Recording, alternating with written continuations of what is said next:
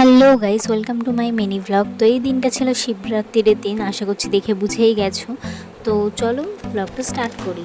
তো মন্দিরে তো যাবোই পুজো দিতে। তো সবার আগে ঘরে আমি এখানে গোপালগুলোকে স্নান করিয়ে নিই। তো এখানে ঘরেও যেহেতু শিব ঠাকুর রয়েছে, তো সেগুলোর মাথায়ও জল ঢেলে নিই একে একে।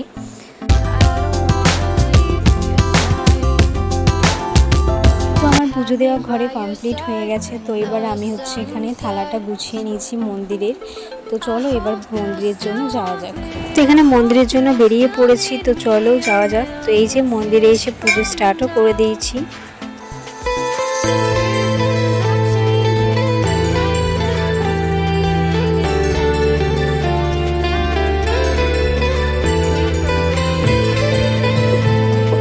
তো পুজো দেওয়া কমপ্লিট হয়ে যায়। তো একটা বেল নিয়েছিলাম, যেহেতু একটা ফল নিতে হয়। তো তারপর এখানে বাড়ি চলে যাই।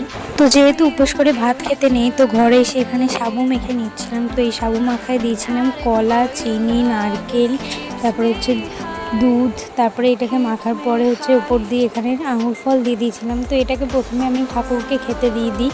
তো এখানে ঠাকুরকে খেতে দিয়ে দিয়েছি। তো ঠাকুরকে খেতে দেওয়ার পর এখানে নিজের জন্য বেড়ে নিই, কারণ যেহেতু সারাদিন না খেয়েছিলাম। তো এখানে সাবুটাই খেয়ে নিচ্ছিলাম সারাদিন পরে। তো সাবু খাওয়ার পরে এখানে সন্ধ্যাবেলা চলে যাই চা বানাতে। তো চা তো খাওয়াই যায় উপোস করে, তো চা খাওয়ায় কোনো বাধা নেই। তো এখানে চা বানিয়ে খেয়ে নিই। তো সন্ধ্যাবেলায় আমাদের পাড়ায় বানিয়েছিল খিচুড়ি ভোগ, তো সেটাই খেয়ে নিই। তো ভিডিওটা অবশ্যই জানিও যে কেমন লাগলো, আর একটা লাইক করে দিও।